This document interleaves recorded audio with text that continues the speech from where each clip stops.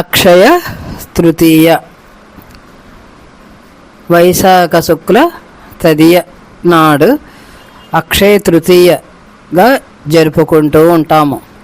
కృతయుగం వైశాఖ శుక్ల తది నాడు ప్రారంభమైనది. 2. పరశురామ జయంతిని అక్షయ తృతీయ నాడు జరుపుకుంటాము. 3. పరమేశ్వరుడు కుబేరునికి సకల సంపదలకు అధిపతిని చేసిన రోజు. 4. క్షీరసాగర మదనంలో పుట్టిన శ్రీ లక్ష్మీదేవి శ్రీమన్నారాయణుని వివాహము చేసుకున్న రోజు. 5. కాశీలో అన్నపూర్ణాదేవి అవతరించిన రోజు. 6. భగీరథుని తపస్సుతో గంగ భూమికి అవతరించిన రోజు. 7.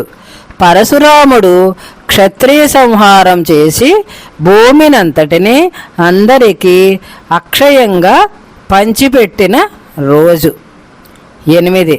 శ్రీకృష్ణుడు తన స్నేహితుడైన కుచేలునికి అక్షయ సంపదలు ఇచ్చిన రోజు అక్షయ తృతీయ. 9. సూర్యభగవానుడు పాండవులకు అక్షయ పాత్ర ఇచ్చిన రోజు అక్షయ తృతీయ. 10.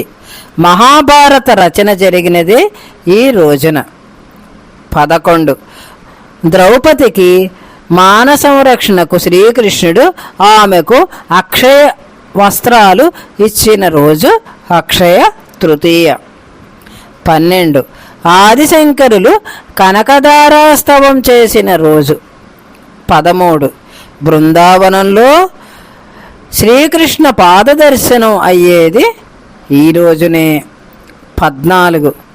పూరి రథ నిర్మాణం ఈరోజే ప్రారంభం అవుతుంది. 15. సింహాచల అప్పన్నకు చందనోత్సవం జరిగి స్వామి నిజరూప దర్శనం కలిగేది ఈ రోజునే. ఇలా అక్షయ తృతీయ అనేది ఎంతో ప్రాముఖ్యతను కలిగి ఉన్న రోజుగా మనం చెప్పుకుంటూ ఉంటాము.